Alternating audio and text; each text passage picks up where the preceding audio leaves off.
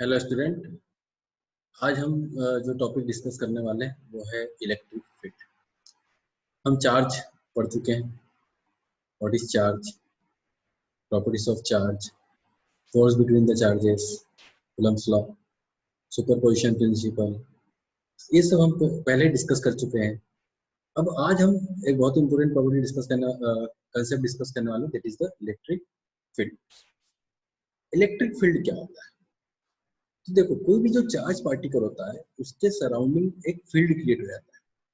Electric field is a space surrounding a charge particle in which when another charge particle is entered, then it experiences the force of attraction or repulsion. That is called the electric. Okay, so electric field and electric field is said to exist at a point. Electric field is said to exist at a point if a force of electrical origin, means electrostatic force of attraction and repulsion, is exerted on stationary charged body placed at that point. Means किसी particular point पर हम electric field exist करता है, ये कैसे पता चलेगा? मान लो कोई भी स्पेस में कोई पॉइंट है, उस पॉइंट पर हमें कैसे पता चलेगा कि यहाँ पर इलेक्ट्रिक फील्ड है? अगर उस पॉइंट पर कोई stationary charge body force of attraction या रिपल्शन को क्या करता है, एक्सपीरियंस करता है, इट मीन्स कि वहां पर किसी दूसरे चार्ज की इलेक्ट्रिक फील्ड है। Okay, so the electric field is said to be exist at a point if a force of electrical origin is exerted और stationary charge body placed at that. तो हर एक चार्ज बॉडी के surrounding अपनी खुद की electric field होती है। ठीक है, मैथमेटिकली किसके बराबर होगा? तो mathematically it is equal to the force per unit charge. Okay, so mathematically definition क्या हो जाएगी? The electric field at a point is defined as the electrostatic force per unit test charge, acting on a small positive test charge placed at that. ठीक है, तो यहाँ पर दो charges की बात होगी, उसको हम फिर से समझ लें। मैथमेटिकली जो फार्मूला होता है equal to F by Q not होता है ना। और क्यू नॉट की वैल्यू क्या होना चाहिए? क्यू नॉट की वैल्यू बहुत ही कम होना चाहिए, इनफाइनाइटली स्मॉल होना चाहिए। और क्यू नॉट हमेशा पॉजिटिव ही होगा, पॉजिटिव टेस्ट चार्ज की बात होगी। ये क्या होगी? Q not is positive test charge. Okay, तो क्यू नॉट की वैल्यू बहुत ही स्मॉल होना चाहिए। ये दिखा देखो यहाँ पर, Q not must be small enough so that it does not change the value of. ठीक है, ये ई को अफेक्ट नहीं कर पाए, इसलिए क्यू नॉट की वैल्यू क्या होना चाहिए? बहुत ही कम होना चाहिए। यहाँ पर दो चीजें होंगी, एक तो होगा सोर्स चार्ज, इसको ढंग से समझना पड़ेगा। यहाँ पर एक तो होगा हमारे पास सोर्स चार्ज। तो जो सोर्स चार्ज ये इलेक्ट्रिक फील्ड डेवलप करेगा।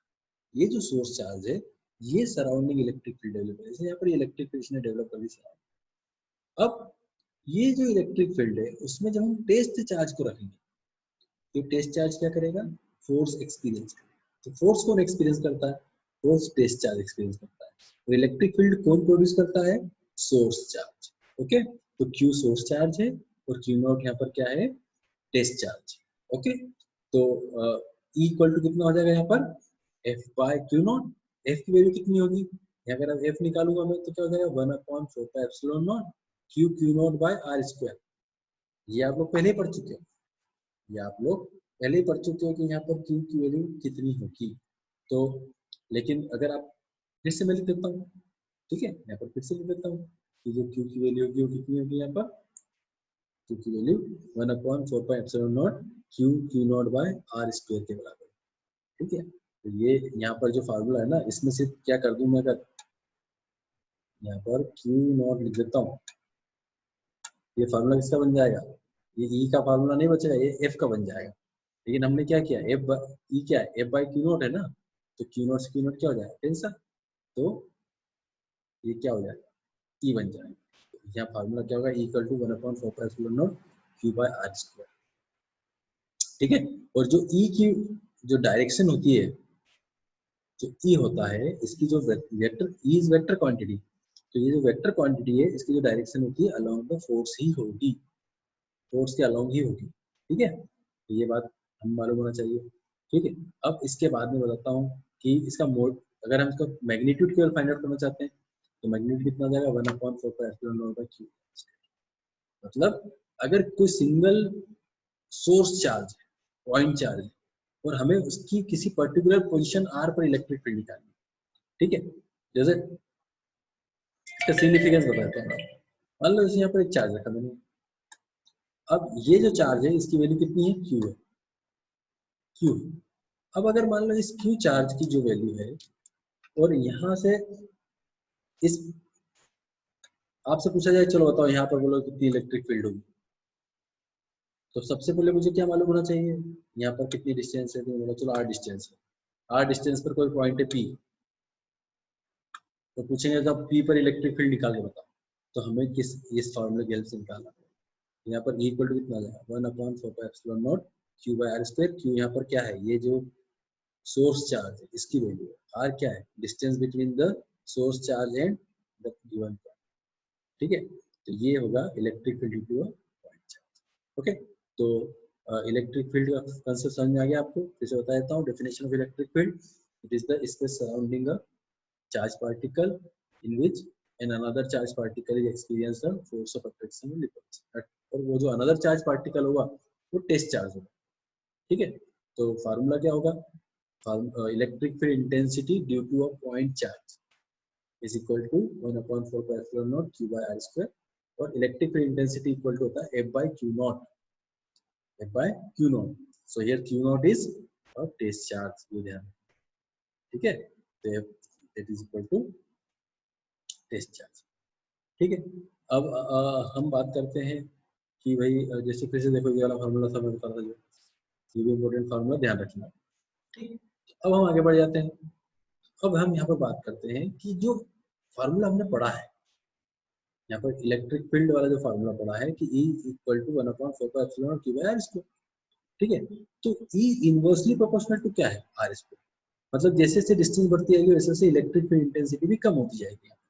तो ये जो कहलाता है, ये कहलाता है स्फेरिकल सिमेट्रिक, ये स्फेरिकल सिमेट्री। स्फेरिकल सिमेट्री का मतलब क्या होता है कि अगर मैं किसी पॉइंट के सराउंडिंग एक स्फीयर ड्रॉ कर दूं, तो उस स्फीयर के हर एक पॉइंट पर इलेक्ट्रिक फील्ड इंटेंसिटी की जो वैल्यू होगी ना वो सेम होगी, ये कहलाएगा स्फेरिकल सिमेट्री, ठीक है।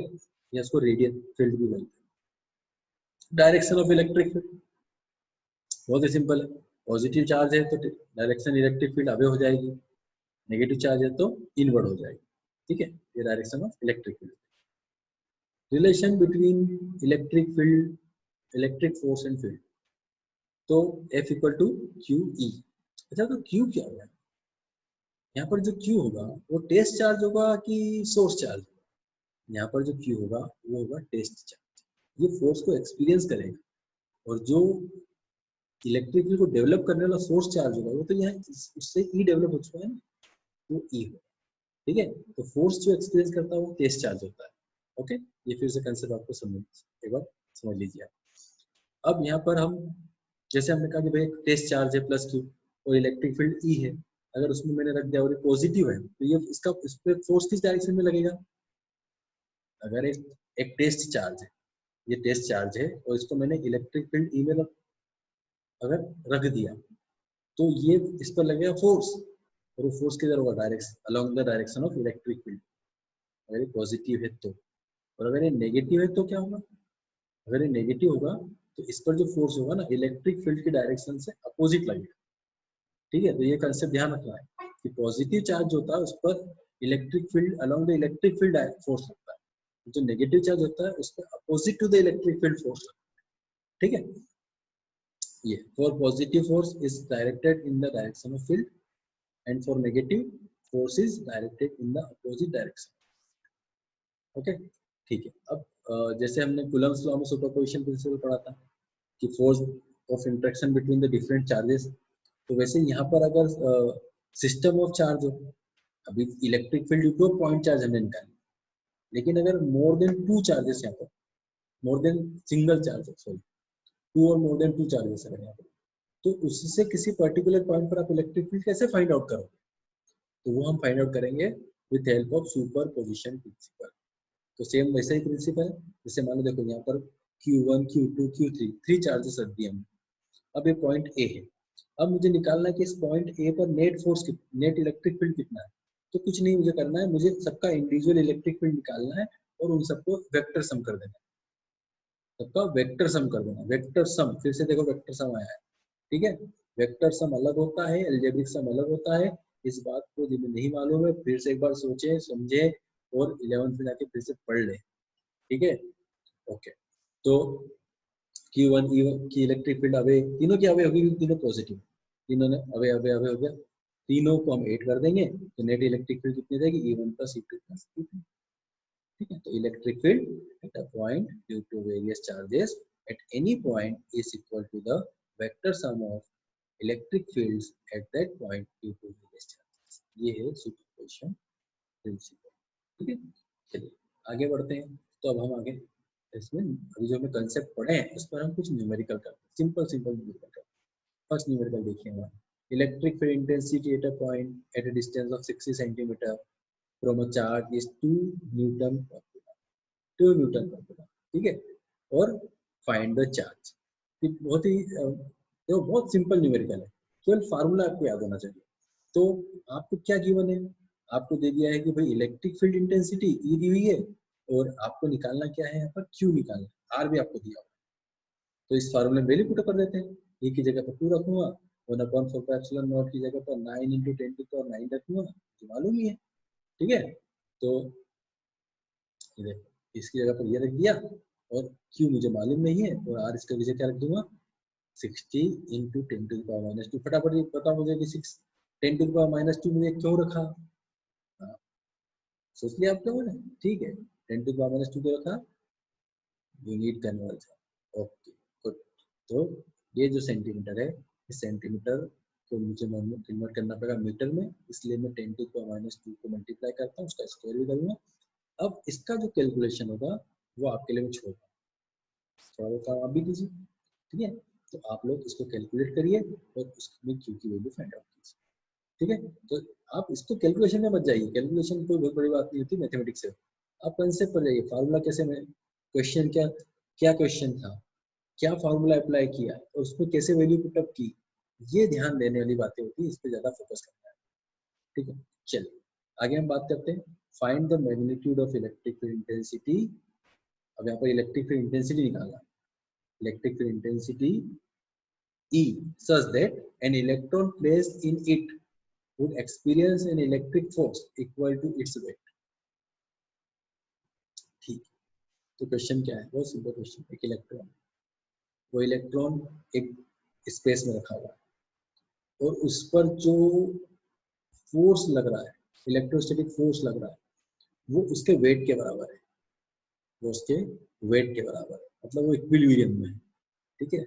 मतलब जैसे मान लो कि मैं बताता हूँ आपको कि मान लो ये इलेक्ट्रॉन है ना, बहुत बड़ा माइक्रोस्कोप लगा के बता रहा हूँ आपको, इलेक्ट्रॉन तो बहुत छोटा होता है और ये यहाँ पर मैंने रखा तो ये हवा में ही रह गया, क्यों रह गया, क्योंकि इस पर जो ऊपर फोर्स लग रहा है नीचे फोर्स लग रहा है, दोनों सेम, ठीक है।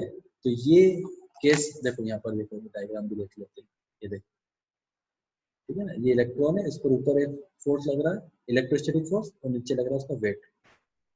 तो वेट कितना हो जाएगा mg, इलेक्ट्रोस्टैटिक फोर्स कितना हो जाएगा E × E, दोनों को इक्वल कर देना है, E की वैल्यू आ जाएगी mg/E, ठीक है। ये भी सिंपल न्यूमेरिकल था। तो शुरुआत में इनिशियली क्या होता है कि हमें अगर कंसेप्ट को समझना है तो समझने के लिए हम क्या करते हैं, छोटे छोटे न्यूमेरिकल से कंसेप्ट को समझते हैं,